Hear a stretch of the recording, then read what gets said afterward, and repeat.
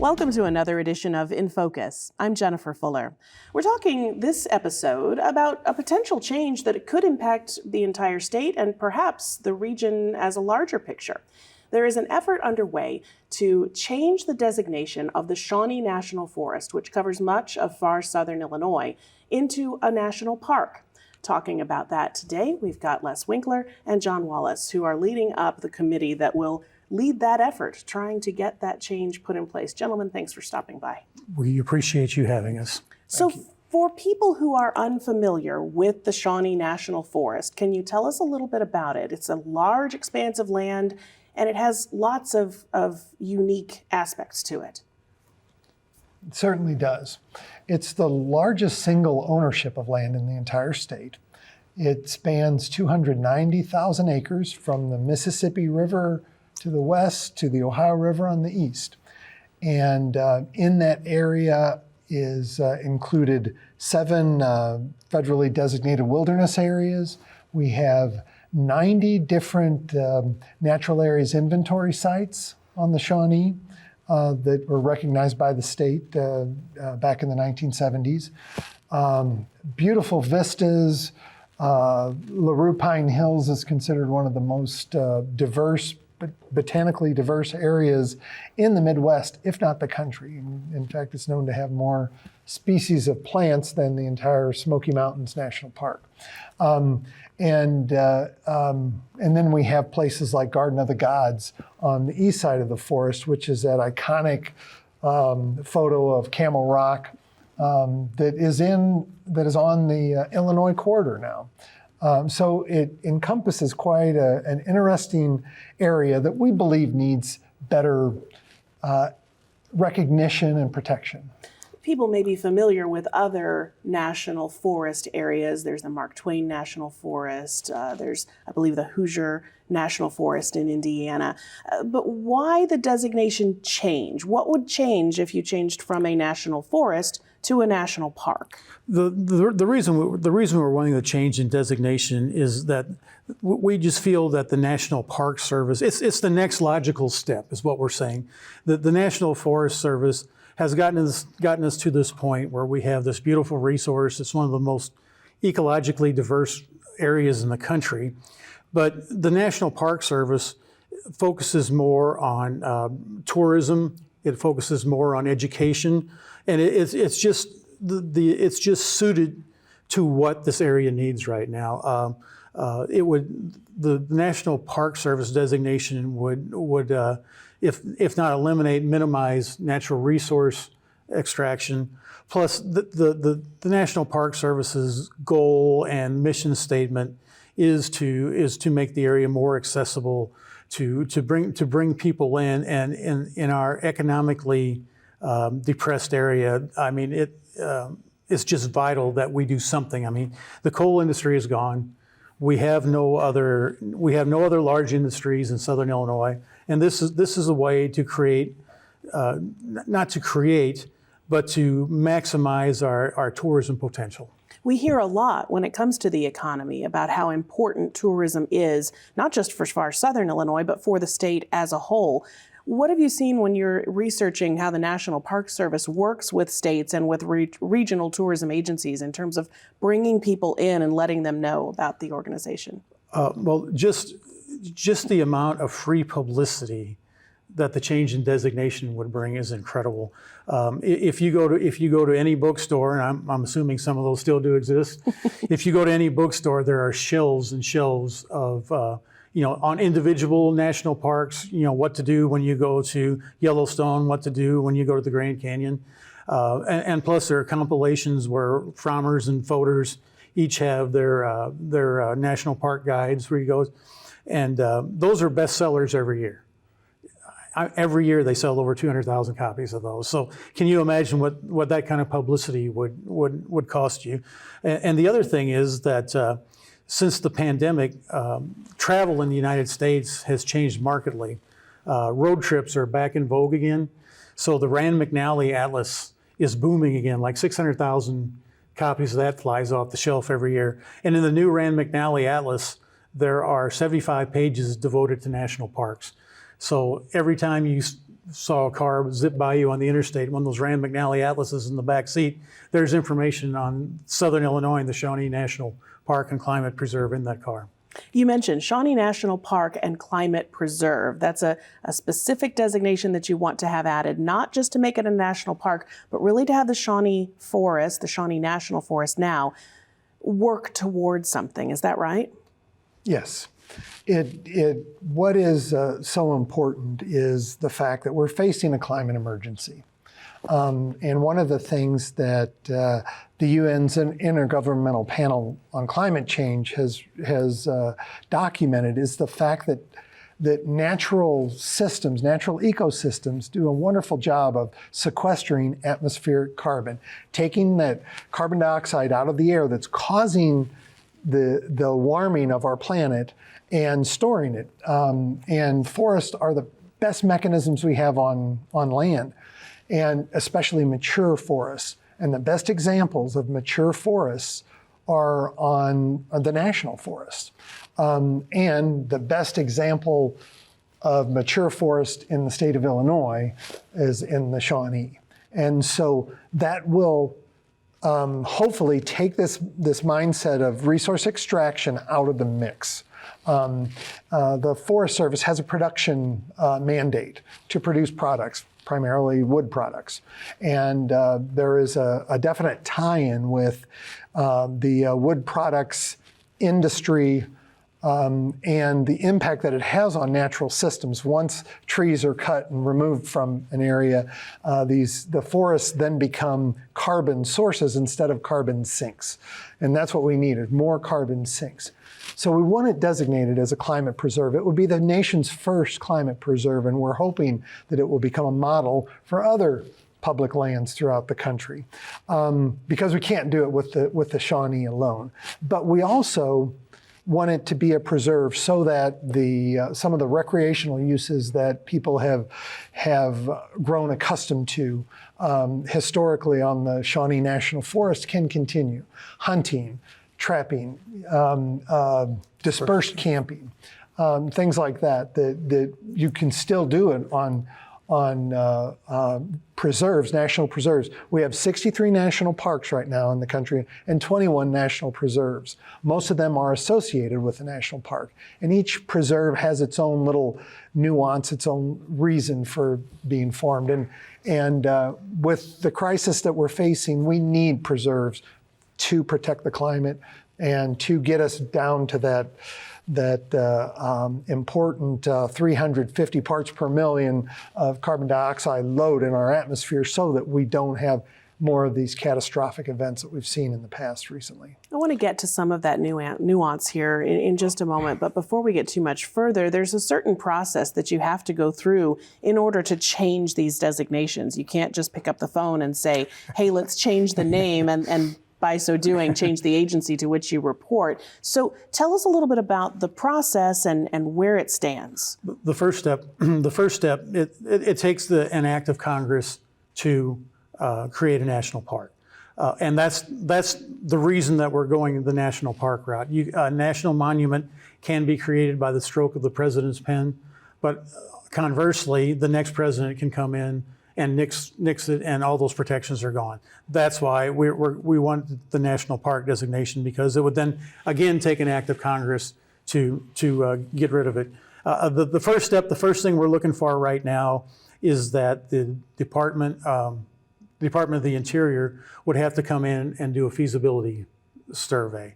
And in order for that to happen, we have to get a member of Congress or one of our senators to go before Congress and get that approved. They would then do the feasibility study and then decide whether or not this area is appropriate for a national park, which we obviously think is a slam dunk, but that's not our decision. So that's where we stand right now. We just recently met with some of Senator Duckworth's staff. She's on several environmental committees. So she seems like the logical person to carry the ball for us. So that's kind of where we stand right now. We're working on that and trying to drum up local support. Sure. And refresh my memory, I think that there are no other national parks in Illinois, some national monuments, but no other national parks? There are if you go to the National Park Service website, there is a lack of national parks in the Midwest. They are looking to add to their inventory in the Midwest. I can't think of a better place than here. And they're also looking for places that are heavily used by migratory birds. And since we're on the Mississippi Flyway and the Shawnee is home to thousands and thousands of migratory birds each spring and fall, this just seems like the logical place. Certainly. John, you mentioned some of the nuance that comes with a climate preserve or with a preserve. And a lot of people, when I read or I hear about any criticism of this proposal, they say, well, I don't want to lose the access that I have to the Shawnee National Forest. And it was for things like what you mentioned, hunting, trapping, camping, perhaps equestrian trails, ATVs, those sorts of things. How would this change under your proposal? The changes would be relatively minimal. First of all, I want to point out that the Shawnee has no legalized all-terrain vehicle use on the National Forest right now, and just considering the impacts from more internal combustion engines, we're certainly not planning on incorporating that into the initiative. But national parks generally do not allow public hunting, sport hunting. And so national preserves are areas that have many of the same features as national parks, but allow for more flexibility with management. And that's where we want to maintain that hunting, these uses that we've become accustomed to. The places that we're looking to create a national park are part of the national park is Garden of the Gods, Bellsmith Springs, LaRue Pine Hills, Little Grand Canyon, places like that are so unique and are recreation areas that currently don't allow hunting anyway.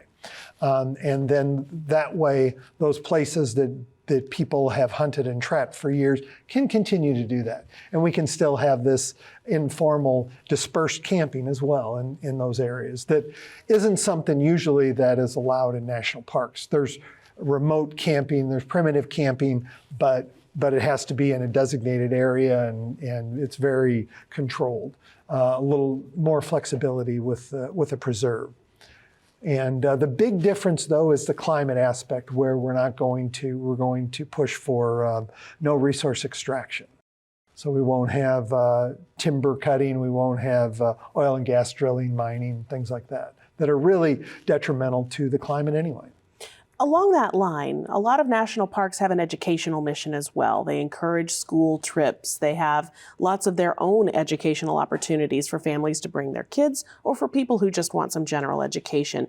How do you think that the Shawnee National Park and Climate Preserve, I have to make sure I get that name right, would increase in terms of the educational missions that you see at places like Southern Illinois University, the community colleges that are bordered or perhaps in some cases included in that territory? Well, one thing that's, my wife and I traveled to Badlands National Park this summer, and it's a quarter of the size of the Shawnee, and they had two distinct visitor centers. The Shawnee National Forest doesn't have any. We have parts of the Trail of Tears go through the forest. We have stops on the Underground Railroad. We have Millstone Bluff. We have stone forts that indigenous people used hundreds of years before Europeans came through. And again, it's not. I'm not saying anything negative, but it's not the Forest Service's job. It's not their stated mission to do those things. The National Park Service does. That's what they do. That's in their wheelhouse. I foresee. I foresee a lot more educational opportunities. I spoke to a friend of mine the other day who works for Fish and Wildlife now, which is also in the Department of Interior, which the National Park Service is. And he was just talking about the significant budgets that the Park Service has for interpretation and education. That to be perfectly honest, the Forest Service just doesn't have that revenue to do those things, which is why we think it's so important that the Park Service become involved. Certainly. John, you mentioned earlier the fact that the Shawnee National Forest stretches from river to river, from the Mississippi to the Ohio, and how the climate preserve would help capture the carbon that we're trying to get out of the air. How do you think that would help in terms of river health if it were switched to a climate preserve? Well, forests are incredible for holding soil in place, and at least it used to be Illinois' largest export by weight used to be topsoil. Oh, wow. So forests hold topsoil in place. And it's going to improve water quality whenever forests are allowed to keep standing. I think that it would definitely increase interest in the two rivers. And, there's so much history with our rivers. They were the highways prior to highways that people used to traverse this nation. And so it's real important to highlight the uniqueness of Southern Illinois, that area between the rivers. We have the confluence of the Ohio and the Mississippi just around Cairo. And then when you throw in economic impacts, Alexander County is just economically devastated. And here, we currently have the U.S. Forest Service logging off parts of Alexander County, and the timber is going elsewhere. Those resources are so important to keep in the ground, literally, and on the ground for our enjoyment as well as for the benefit of the climate. Another thing that is real important too is there's concern. There's a lot of people that work for the U.S. Forest Service. Jobs are very important, are significant in Southern Illinois. It is actually encouraged within federal agencies you transfer over to have these transitions, and that could easily happen. Our previous forest supervisor actually came from which is the U.S. Forest Service is in the Department of Agriculture. He actually came from the Department of Interior. So those things happen. We can keep a lot of these employees on the Shawnee and still make it better for all the people in Southern Illinois. We went through about 17 years of having an injunction against commercial logging on the Shawnee. And we've had these great cottage industries spring up. And now let's encourage that industry instead of bringing in a new one and try to throw a lot of tax dollars, at that industry and keep the jobs flowing right here. Sure. If I can add too about the economy, if you look at the 11 counties of Southern Illinois that encompass the Shawnee region, they are among the poorest counties in the state. I did a little research last week where median incomes for each county, and every one of those 11 counties is in the bottom 50, of Illinois. It goes, down at, John mentioned Alexander County. I think it's something like median income is $34,000, which is like 44%, I believe, below the state average. And I think there are like 18% of people in Alexander County that make $15,000 or less. The amount of children living beneath the poverty line is over 50% in some of these counties. So bringing in more jobs, bringing in tourism, having these cottage industries spring up, we think will be a win-win. And when you look at the map of Southern Illinois, the Shawnee is spread throughout the state. This is going to benefit people in Carbondale, Murfreesboro, Harrisburg, Cobden, Vienna, and just everywhere. So we think it could be a great economic driver, and studies have shown that. With that, we're out of time, but we'll certainly keep an eye on how these things are going. Les Winkler and John Wallace, thanks so much. Thank you for having us. To another form of recreation now, and roller derby saw a resurgence in the early 2000s, both in this country and around the globe. But COVID-19 put a stop to all of that for everyone. Now, WSIU's Benji Jeffords takes us to a recent scrimmage where one local team is hoping to get out of the gate with a bang. It's been almost 3 years since the So Ill Roller Girls have had any type of public event until January, when they held an open gender scrimmage. Re-enters the pack. Now he will be on his scoring round. League co-president Elizabeth Cook, whose derby name is Dread Pirate Robin, says the pandemic took a heavy toll on the team. We decreased in numbers pretty significantly. We had quite a few people that decided that was their timeline to retire. Derby definitely takes a toll on your body. And just being at home all the time made it difficult to want to come out and spend 3 hours every Tuesday night practicing. Rolling Thunder for yellow team and Gorilla to Kill for black. Even though the team wasn't able to bond on the track, they found other ways to connect as a pack. It also showed us how close to each other we were. There was a lot of communication despite not having practice. We all really missed each other and missed this building. Coming back here for our first few practices back felt like coming home. It was just a big family reunion and so much fun. Re-enters the pack. With fewer members on the roster, the team set out to recruit new members ahead of public events. We're all so excited. We've been trying to pump this up on social media. We've been just going over the lists of this is what we used to do. We do have a few skaters from neighboring leagues who this is their very first game ever. So they've been preparing since pre-pandemic to skate, and then of course there were no games for a few years, so this is their debut game. Cook says team members are located all over Southern Illinois and beyond. We are from a little bit of everywhere, everything from Harrisburg, McLeansboro, Murfreesboro. We have a couple of skaters that come up from Paducah, so we have just a little bit of everywhere. We have some sister skaters that are from the Cape Girardeau team that join us a lot, some sister skaters from the Evansville team, so a little bit of everywhere, some that come down from Springfield for every game, so all over the place. Ramey Hart, also known as Diana Slamma, started competing a few years ago and is a captain of the Cape Girardeau roller derby team, but is always invited to visit Marion when the So Ill Roller Girls have an event. I like the getting together with all of your friends, and everybody is always so great. We have a lot of fun, and even though we're on opposing teams, then we still like having fun and being together and raising money for charity.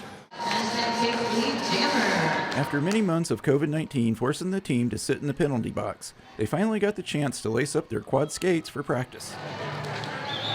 We've been training for a little less than a year now. So we've been back on skates, sometimes only one Tuesday a month, but most Tuesdays for the last year we've been back in the building. So we've been working on getting our conditioning back up. Even with months of practice, injury is always a concern in this contact sport. Cook says it doesn't matter if it's a Women's Flat Track Derby Association sanctioned bout or a friendly scrimmage, they always have medics on hand. Before the first pair of skates gets laced up, the medic checks in and makes sure everybody's here. So safety is our number one priority during games, even more than scoring points or winning. Number two priority, having fun is our number one priority. Cook says some of the new skaters are a little nervous during their first public scrimmage. We've all heard tales that a couple of our skaters hit really, really hard, and that is the truth. We have some skaters with a lot of years of experience that I don't personally want to be hit by, and I'm the one who trained them how to skate, and now I want nothing to do with being hit by them, which is why I coach instead of skating. As a coach, Cook says there's not a lot of requirements to roller derby. Tenacity. You have to want to stick with it even when your legs feel like jelly after a practice. But that's it. You don't have to know how to skate. We are recruiting right now for anyone that is an adult and wants to play. Those are the requirements. You just have to show up for a practice. We teach you how to skate. I've had skaters that have gone from couldn't make an entire lap around the track to bout ready in under a year. So it does not require any kind of skating skill for sure.